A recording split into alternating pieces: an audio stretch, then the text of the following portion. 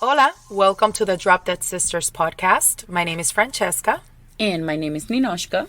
And we are so fucking happy to be back here with our second episode. We're back. Yep, we are back. Jesus, back. I'm joking. But, so yeah, we are back. Anyway, so we really, really appreciate all the support that we got in our first episode. We know it was long as fuck. A little bit, but it was necessary. It was in my definitely, opinion. Yep, it was definitely necessary. We had to provide you guys with all the details and the opinions that we've always wanted to share, but never had the opportunity to do so before. Yeah, but we are gonna continue giving our thoughts, and we still hope that you guys keep listening. We're gonna continue. Yes, whatever, continues. When you put an S at the end, it sounds better. I like it. It's so sassy. Yes. I have the nails, okay. So you know I'm sorry. Let's go back. Okay, so back to the case. Today is another case that's located in Colorado. Yep. It's not a good thing, but yeah, we're back in Colorado. It's a recent case, and it happened in August of last year, August 2018. It's a solved case, but so tragic that I'm sure that it will remain in our hearts forever. Yeah. Not until we research about this case, we felt how truly sad it is and horrifying all that happened. Yeah, this one is like, like I heard about it, it's like we were onto it when it was in the news from the very beginning. But when you find out the details about this case, how fucked up it is, like, that happened, like, in real life. Like, that's why I'm so intrigued by true crime, is because, like, I cannot believe how the human mind can be capable of doing such horrible things. Yeah, but now in that case, you see so many videos that were all uploaded in social media, because back in the day you didn't have all like Facebook and all that stuff that you have now, and that actually she was using this and uploading all these videos that were recent, and you're like, wow, it's like she was alive yesterday. You know what I mean? We're gonna be discussing that in the case later on.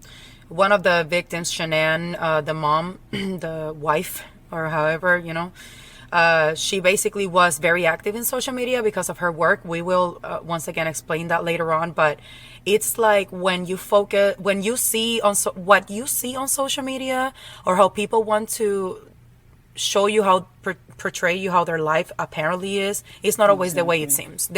People show you what they want you to see, not everything. Well, that's true story. Yep.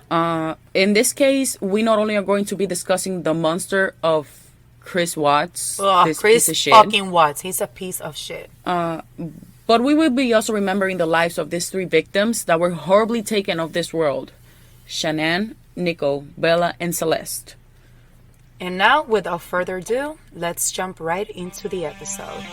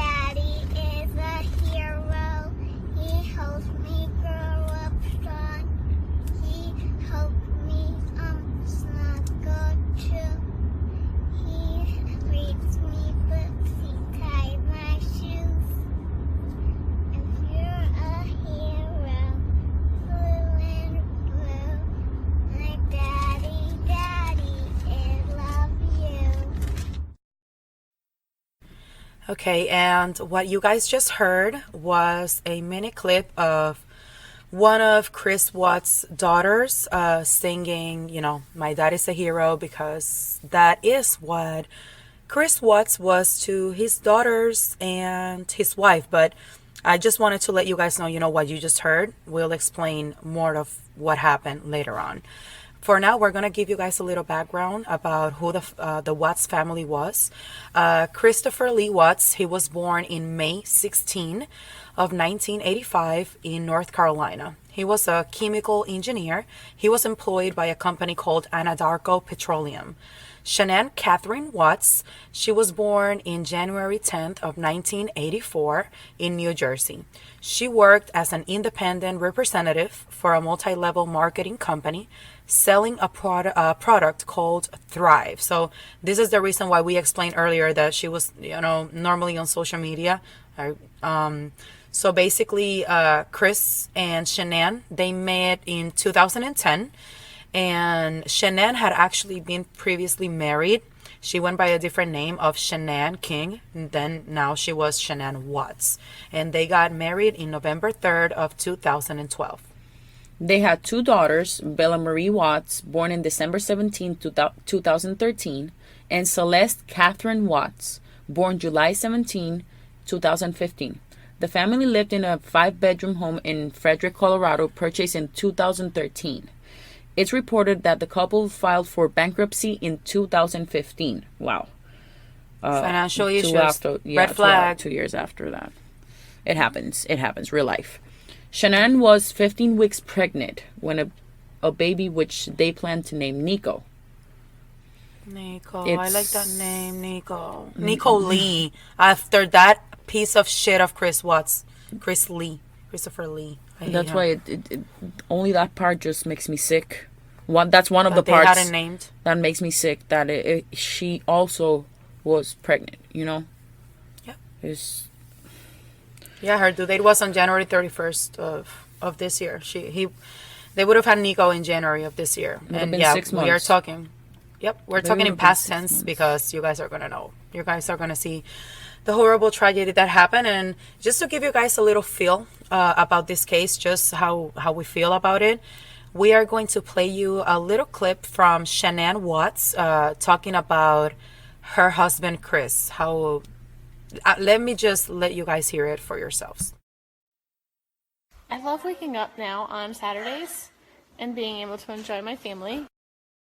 I got a friend request from Chris.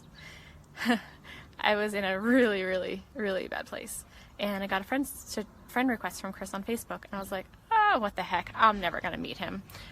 Except, one thing led to another, and 8 years later, we have 2 kids, we live in Colorado, and he's the best thing that has ever happened to me. Okay, so what you guys just heard was the mini clip of Shannan talking about Chris Watts, about how wonderful her husband was and how happy he made them feel, like her and her daughters. He was actually a monster. Yeah, he was. You guys are gonna see later on why we are playing this clip, because she sounds very happy, and that's how you know that people only, share with you what they want you to see. Like, no todo en la vida es color de rosa. Like, nothing is as people paint it. People are not always happy. We got our ups and downs. We're human people. Yep. We are human. Well, I'm gonna be talking about right now about a little bit about the disappearance. That night, what happened, so you guys can understand a little more. Shannan was in a business trip in Arizona and returned to the house at about 1:48 in the morning in August 13, 2018. She was dropped off by her friend, colleague Nicole Atkinson. Yeah, she was her friend, and I guess they worked together too. Yeah, that was the one that is on the clip of the police officer, right? The one that reported her missing. Yeah, that's the one. Yes. Chris was home with the children during the whole trip. So obviously she returned to the house and he was there with the kids. Chris later stated that him and Shannan had an argument about at 3 a.m. So she got there at 1:40. An hour after she got there, they already started arguing. Probably about their separation, because they were in process of separation even though she was 15 weeks pregnant. At 5:15 in the morning, Chris then leaves to work. So the cameras of the neighbors. I remember that video. Yeah, the Watts had cameras all around their house, and Basically, when the police went to investigate in the house, that we're going to explain to you guys later on when we explain the investigation, we're just giving you guys the timeline in order of events, so that you can see how it all went down. So basically, I guess the camera guy went to Chris's house, and he was basically showing all the video footage of Chris's steps that night before, and basically it's actually proven that he left for work at 5:15 in the morning. And also around noon, Shannan and her two children were reported missing by Nikko, Shannan's friend. Basically, she noticed that Shannan was missing when Shannan actually missed a gynecologist appointment that she had, which was very odd because she knows Shannan was very excited about the pregnancy and all of that. And she also had a business meeting later on, and Shannan also didn't attend, and Nicole kept on texting her, but Shannan will not return her text messages. Then when no one answered at the Watts house, Nicole immediately notified Chris because, of course, she's thinking, something's going on. Let me call Chris, the husband. Of course, you're going to call him first. You're never going to guess that he's the piece of shit that he actually is. And also, Nicole called the Frederick Police Department as well. Yeah, and her car was also outside. So she wasn't in the house. She wasn't answering her text, and her car was parked right there. Chris was at work, so where is she? She left her there in the morning. And I think in the clip she mentioned that she was telling Shannan to eat more because she wasn't she didn't want to eat. She didn't want to eat, and she was a little concerned. And then she missed the appointment. That's the red flag, obviously. And she also said that Shannan, at the front of her house, that Shannan also had left the shoes that she always wore. That sometimes you have your favorite pair of shoes when you're pregnant. Like, you just want to wear your comfy shoes. Mm-hmm. Yep. And she said that, Shannan, hello, she was always giving people motivational videos and all of that. And now that she was going through a separation, Shannan didn't want to eat. Like, she, I guess, was physically changing. And that's why Nicole also was so alarmed that she knows her friend will not return her text messages, Yeah. So now at this point, since now, there's no trace of Shannan and the kids, we're going to talk about a little bit about the investigation. Around 1:40 p.m., officers arrived to conduct a welfare check at the Watts house. There's a video that it shows you, like, the officers take from his video camera, and you see the friends and the neighbors, and you see all this stuff. Chris, who arrived at the home from work, talked with the officers and discussed ways to locate his missing family.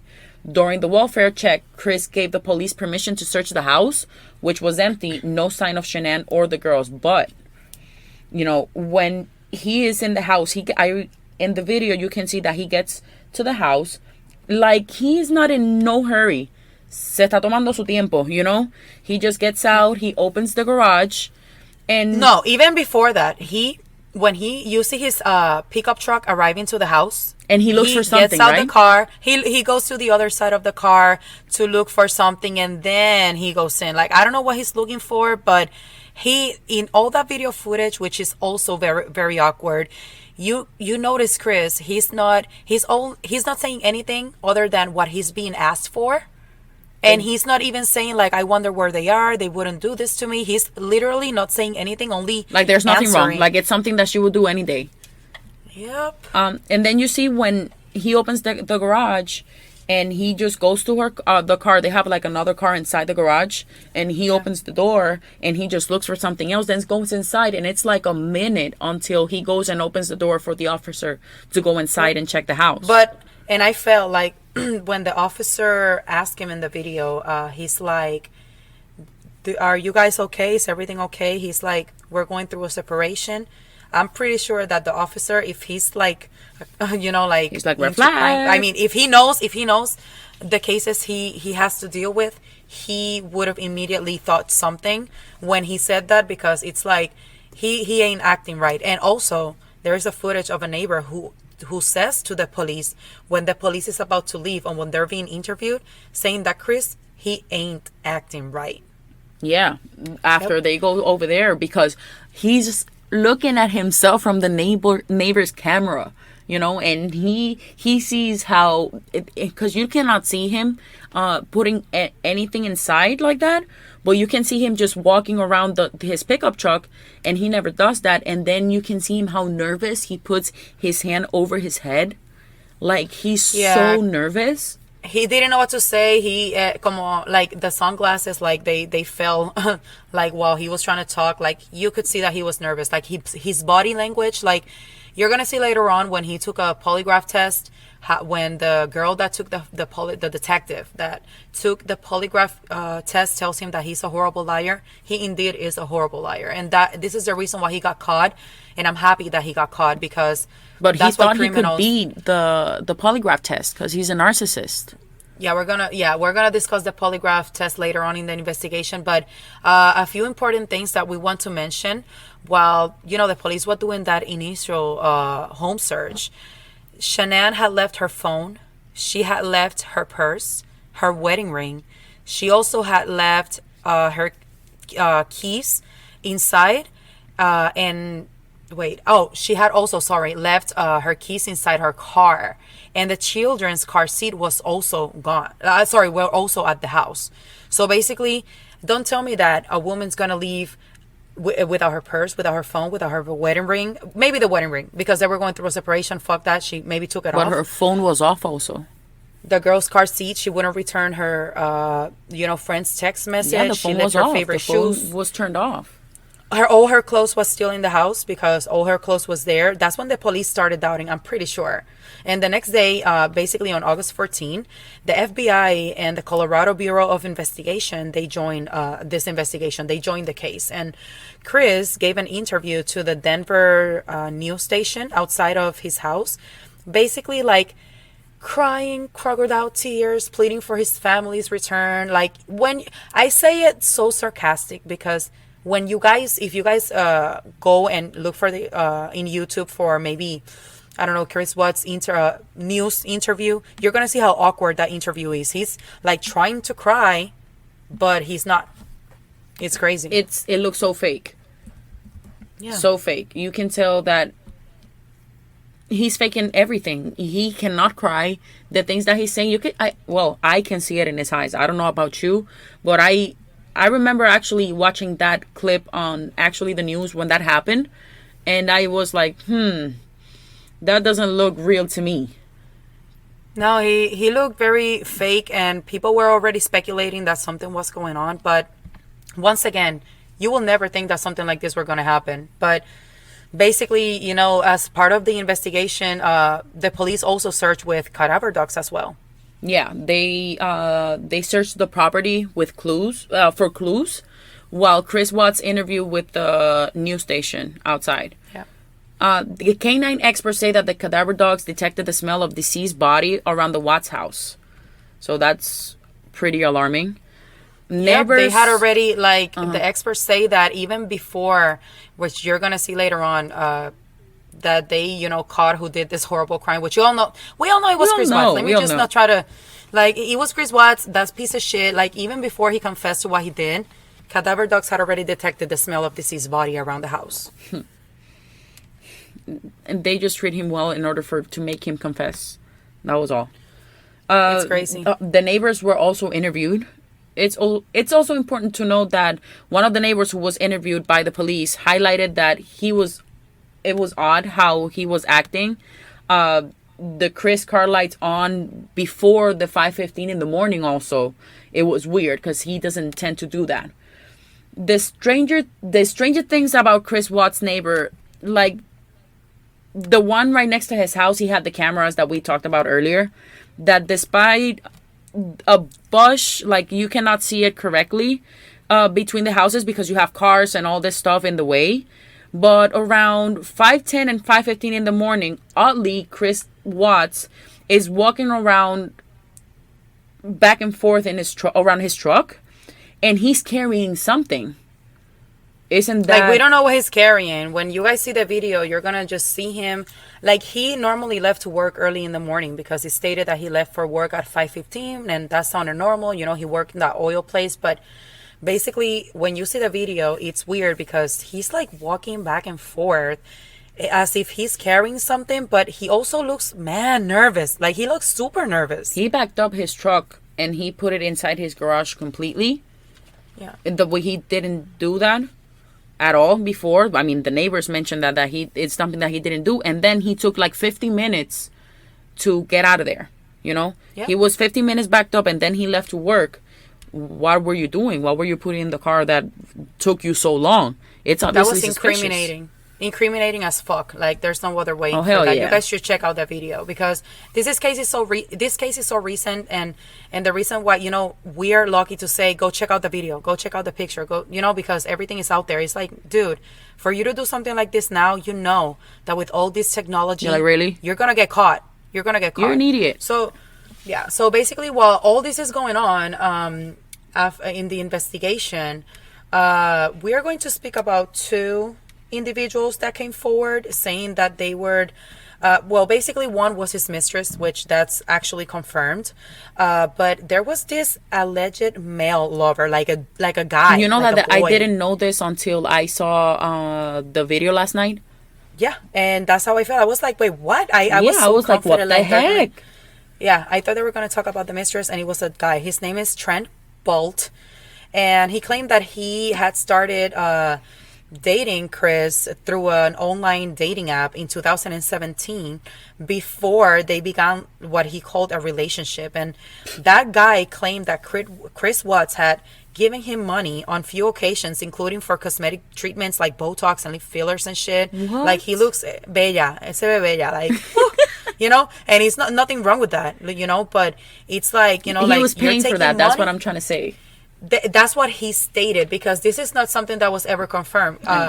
Chris denied all of this, and the police, when he said that he had been given money by Chris, the police were like, well, you know, like they started thinking like if he was a gay escort or something. And Chris claimed that, you know, he never knew this guy. That guy claimed that Chris told him he loved him, but once again, this is not confirmed. He didn't have any evidence like the mistress.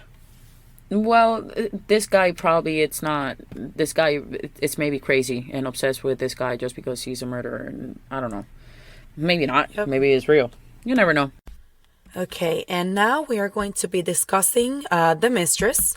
Her name was Nicole Kasinger. She was Chris's co-worker, and they were secretly dating, of course. She was Chris's mistress. So Chris basically described her as being addictive, unique, wonderful, and just an amazing and inspirational woman, an electric woman.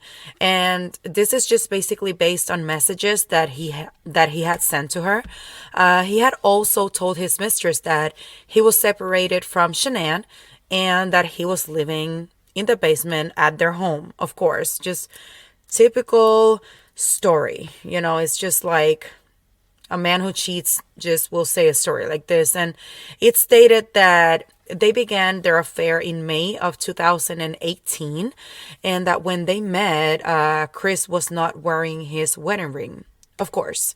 So basically, just to give you guys information about the polygraph test that Chris took, on August 15, Chris Watts took a polygraph test, and this was intense. Like, I watched the footage, we watched the footage, and basically he has to sit in this chair that basically takes his every movement. They put something in like his fingers to take like his blood pressure, just to basically determine, you know, whether he's lying or not. And well, of course, he failed the polygraph test. And when we watched the video, he definitely showed physical deception.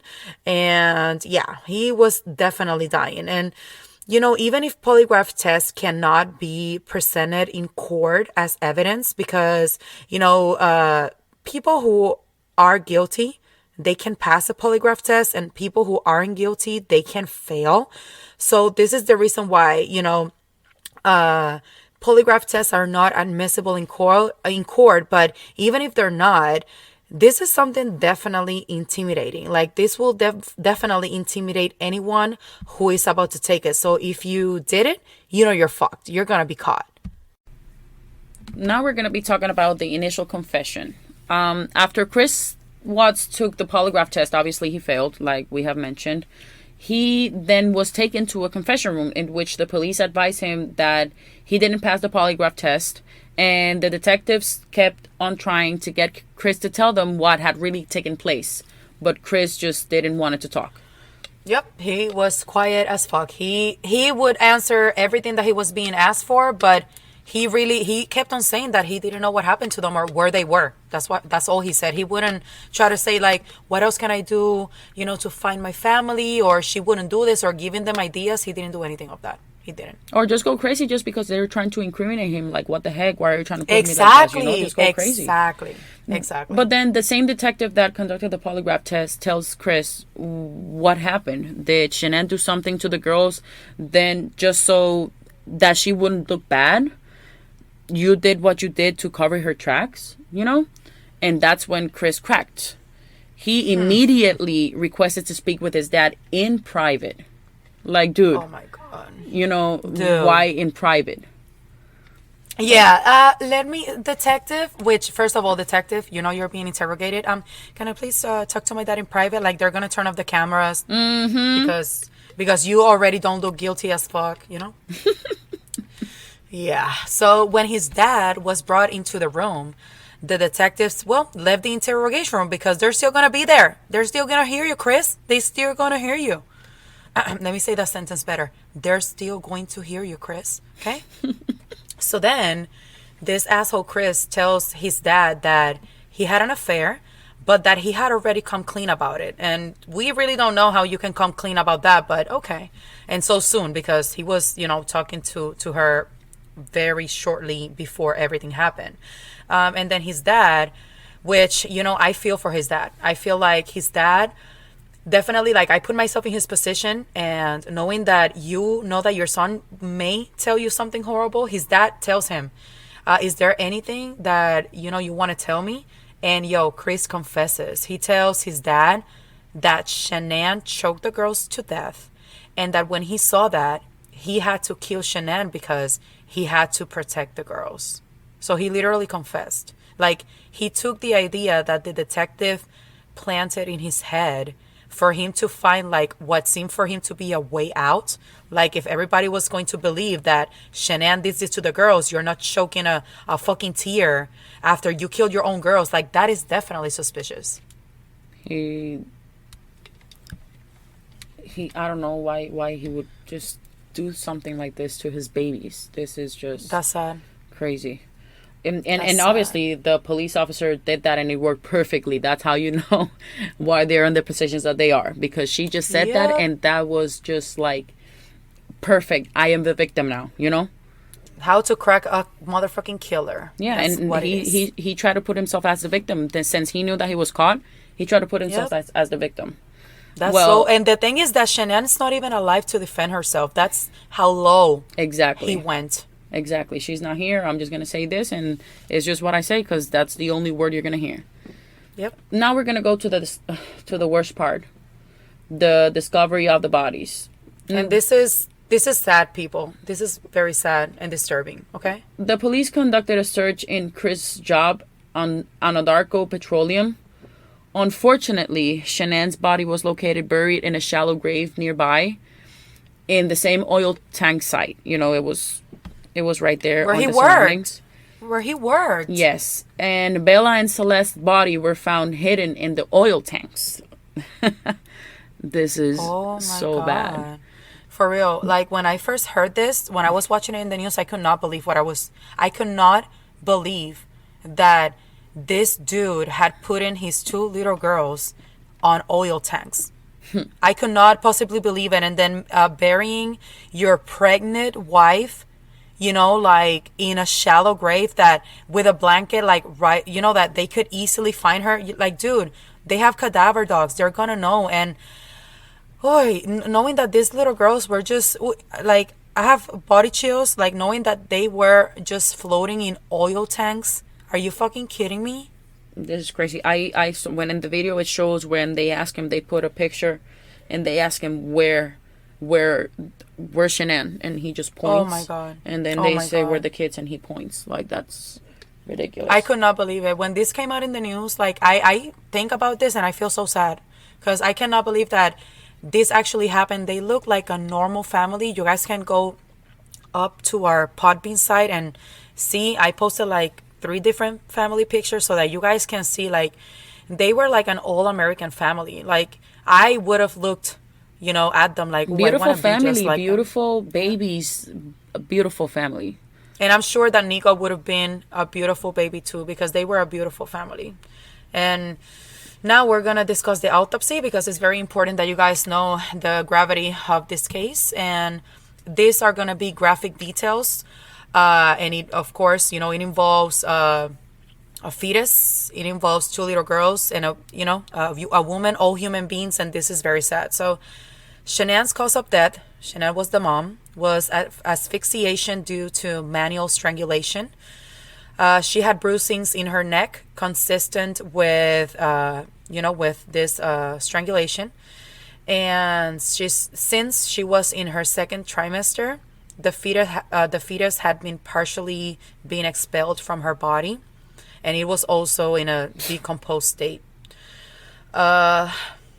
Bella's cause of death was asphyxiation due to smothering. They determined that this was not strangulation because they did not find any marks on their necks, so they determined that it was smothering. Unfortunately, Bella fought back. She also had trauma inside of her mouth. It seems like she was biting her tongue and her cheeks in the process, which that shit just breaks my heart. It's hard for me to even speak about this. And then Celeste, which was the youngest, her cause of death was also asphyxiation due to smothering. They were both sitting in oil tank for days. Due to this, they had oil in their throats, in their stomachs, and their lungs. So they were like inflated with fucking oil. Like, this is devastating. That's like, yeah. Like, just because of this autopsy right now, like, I feel like Chris Watts does not deserve, not even us talking about this, but like we mentioned at the intro, we're not only doing this because we want to talk about Chris Watts, it's because we want to, talk about what happened to a real beautiful family and keep, and keep the memories alive of those, that beautiful family that lost their life due to a fucking beast of an animal that Chris was. Well, now we're going to talk what actually happened. Chris later on confesses to the police what actually happened, what he did, why he committed all this. Chris claims that Shannan suspected he was having an affair, so he told her he did not love her, to which she replied he would never see the kids again. Well, obviously probably because she was angry, she would come with that. Oh yeah, with that answer. Finding out that your man is cheating, like how you see how in love she looked like she was, that must have been for her, like, and pregnant. Yeah. Jesus, I cannot imagine. Thank God, probably, I don't know if she tried to hit him, but Jesus Christ. Nina, that's very incriminating. You're like, I'll slap the fuck out of that man. What? La chancleta. Wait, chancleta. Let's go back. Let's go back. We left. Yeah. Well, sorry. We need to crack a joke. Right now, I was about to cry. I'm holding it. Yeah, me too. I have to here because it's just crazy. Then he said that, when she said that she told him that he would never see the kids again, that's when he said that he strangled Shannan to death. Shortly after that, their daughter Bella walked into the room. Chris said he told her mommy didn't feel good and she was sleeping. He then picked her body off the bed, wrapped it in sheets, and pulled her downstairs when he placed in the floorboard in the back seat of his pickup. Yeah, and the thing is that if you see the footage of the initial footage when the police went to his house, if you notice their bed, Chris and Shannan's bed, did not have bedding. So he literally strangled her in the bed, wrapped her in that same blanket, and put her in the flatboard in the backseat of his pickup. Jesus, no! Listen to this. As he believed Bella knew something was wrong, and Celeste had just woken up, he had both girls sit on the back seat of the pickup truck, just above their mother's body. Oh my God. Like, oh my God. Thank You God they were so psychomaniac. innocent. They were so innocent. Like, Psychopath. that's how you know that you can tell a little kid, like, mommy doesn't feel well, she's sleeping, and they're gonna believe you. You know, like, you heard that song at the beginning, how those that they saw their dad as their hero. Oh my God, I am That's an so animal. That's fucking not their mad. dad. That's the devil. So so after he put you know, they put the girls were in the truck, they were still alive, of course. And Shannan, you know, Shannan's dead body was in the car as well. Which is where you see the neighbor's footage for it going back and forth, Chris going back and forth. That's what he was doing at 5:15 in the morning. So then he drove out to an oil site that was owned by his employer, the Anadarko Petroleum Company, with all three of them. And he also had a gas can with the intention of just killing the daughters and disposing of all the bodies. Like, he just wanted to exonerate his family, just get rid of them, and he was just gonna start a happy life with whoever the fuck he wanted to, with his mistress, or probably not even her. He probably just wanted new meat, because that's how these pigs are, like Chris Watts. Because I'm not saying every man it is, but this one right here, it's a true monster. But basically, instead of probably burning them like he thought, he pulled his wife's body out of the truck. He placed it in the ground at the site near the oil tanks. We posted the picture also at our Podbean. You're going to see how the crime scene looks like with the two oil tanks and where Shannan's body was found. They were very near each other. He said that this is very hard for me too. He said that he recalled his daughters asking, "What are you doing to mommy?" And Celeste then was strangled in the back seat with a blanket over her head as her sister Bella watched. This is what Chris said. This is what he confessed to. We don't even know if this is true because he's a liar. I mean, but why this is what would he you lie confessed to.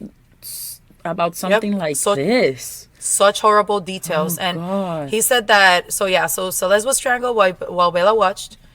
Her body was dumped in an oil tank. Then Chris returned to the back of the truck for Bella, who asked, "Is the same thing going to happen to me as Cece?" Oh, my God.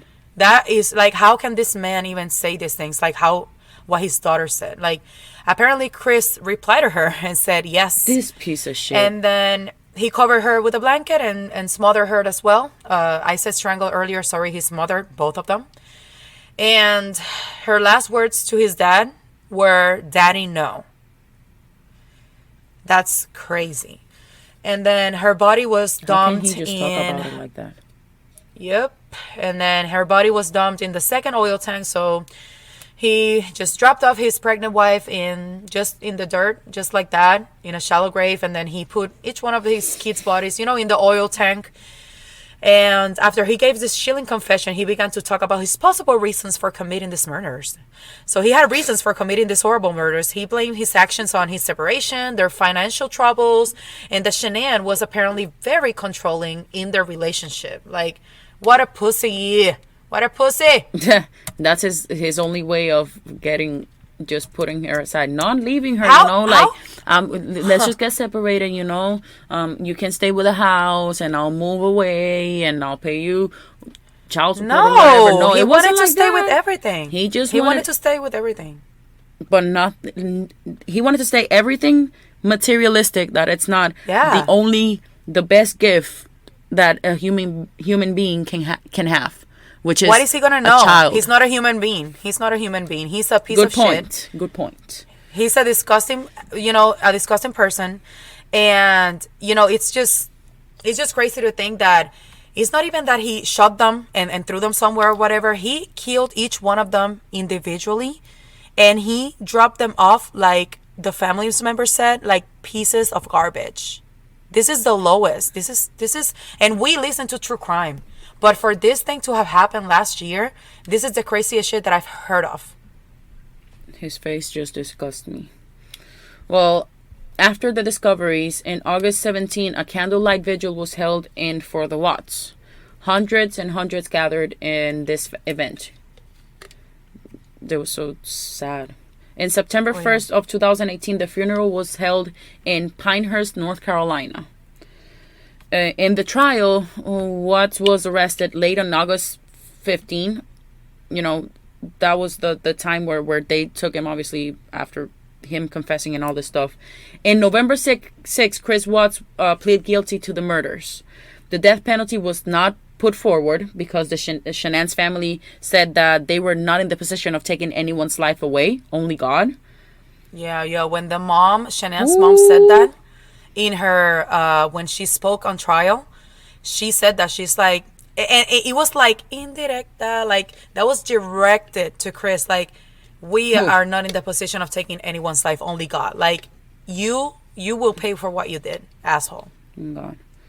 We watched the family's testimonies in court, and they were just heartbreaking. Obviously, like the moms and Shannan's dad and the brother that gave the testimony. I believe the brother couldn't even speak. He led, I think, the attorney, right? They said the right words. They said the right words. It was perfectly done. All of them said all the words that he had to listen before he went to fucking rot in jail. It was beautiful to hear that, and how they just made it so beautiful, and they obviously kind of cried and stuff, but se mantuvieron, they stood there, and they were able to. The brother, I don't think they wanted to I don't think the brother could talk. They wanted to finish their testimonies. They knew that this was the last chance they had to tell this dude. Like, her brother, Shannan's brother, he said that he didn't even want to write. He said something like this, like he didn't want to write because Chris didn't even deserve him putting his time to put that pen on that piece of paper. No. Also, Chris Watts' moms and dad, they also spoke in that trial as well. They had someone talking for them first, but then they gave their testimonies. I think like the brother did. It was also heartbreaking because not only the victim's family suffer, the criminal's family do suffer too, because they also lose somebody, because obviously they're not expecting that their loved one is going to commit such horrible crime. Yeah. Everybody just ends up losing.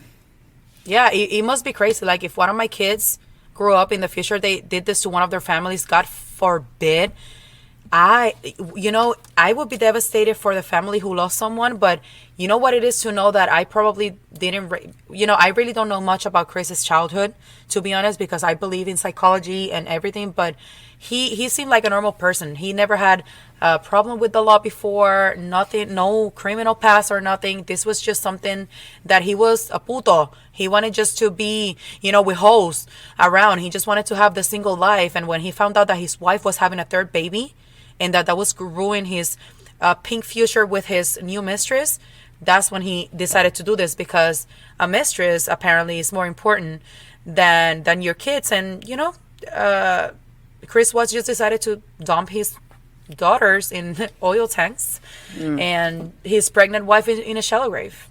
It was the easiest way out for him. Yep. So after this is, why I'm happy. This part makes me happy. On November 19, 2018, Chris Watts was sentenced to 5 life sentences without the possibility of parole. He received an additional 48 years for the unlawful termination of his wife's pregnancy. In addition, 36 years for 3 charges of tampering with a deceased body. And to be honest, I'm so happy that he got this, because to be honest, like, I know, I feel like it's stupid when somebody gets like more than 1 life sentence, but I believe that life sentence, it's like 25 years or something like to life. But I wish Chris was a vampire so that he can live in prison forever, for all his lives, like, for real. He deserved every single year that was given to him. Oh yeah. So, but listen, this is what I liked. The clip that I watched, the judge described the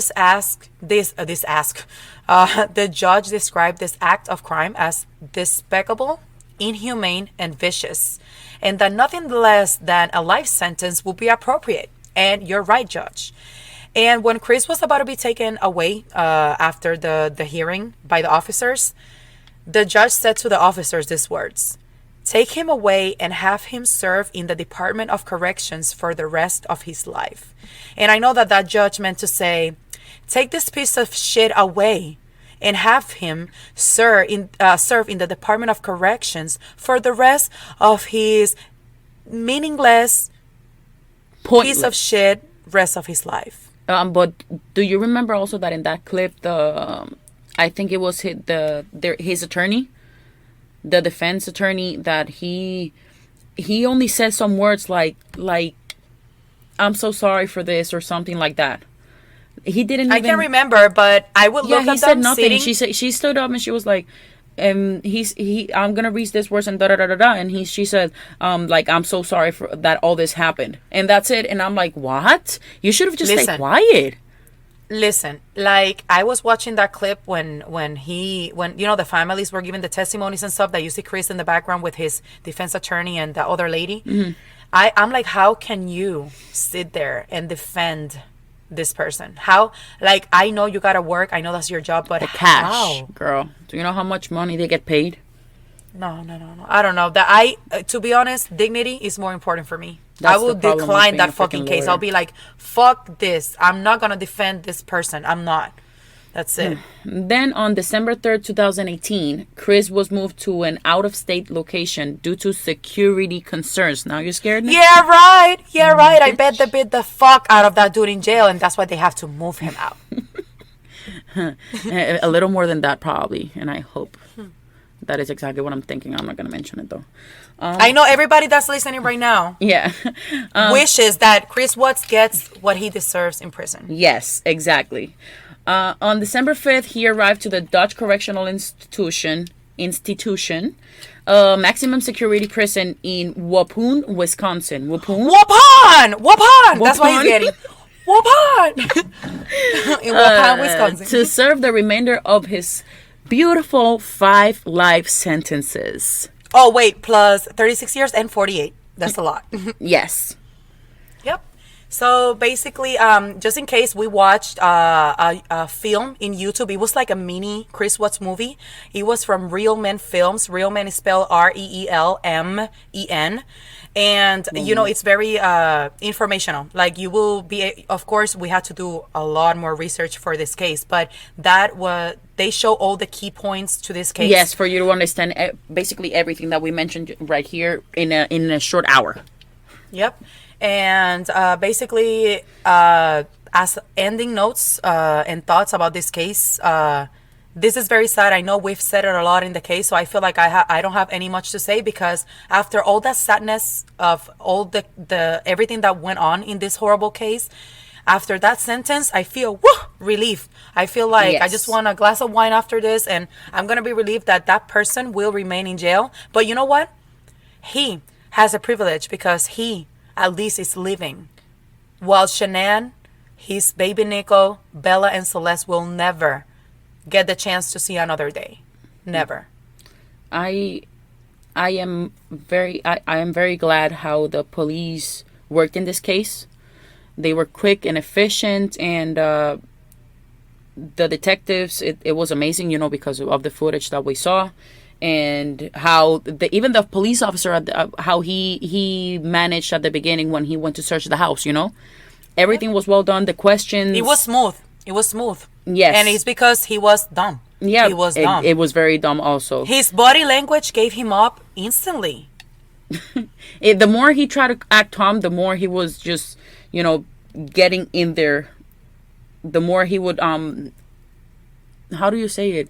Más se culpa. Mientras más tranquilo, más se culpa. He would look, he would try to remain calm, but every time he looked even guiltier. Exactly, there you go. Thank you. My English left.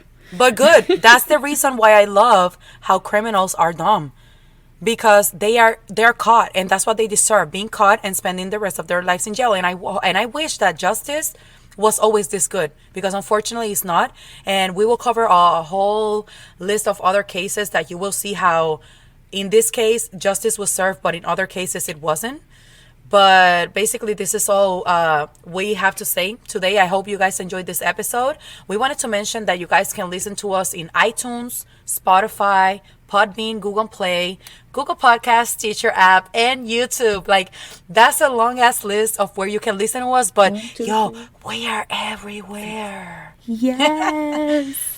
Yeah, I see. So please subscribe. Like, try to subscribe and give us, hopefully, your 4 to 5 star review. Like, Please don't give us less than 4. I feel like we're not that bad though, but give us whatever you want. We're joking. We just say 4 to 5 because we really want 5, but we're not gonna say that. Also, guys, please make sure to check out our social media in our Instagram page at Drop Dead Sisters Podcast and in our Twitter at Drop Dead Sisters. See you next time. We hope to see you guys. Yeah, we hope to see you guys. Please tune in for our next episode. See you soon. Bye-bye. Bye.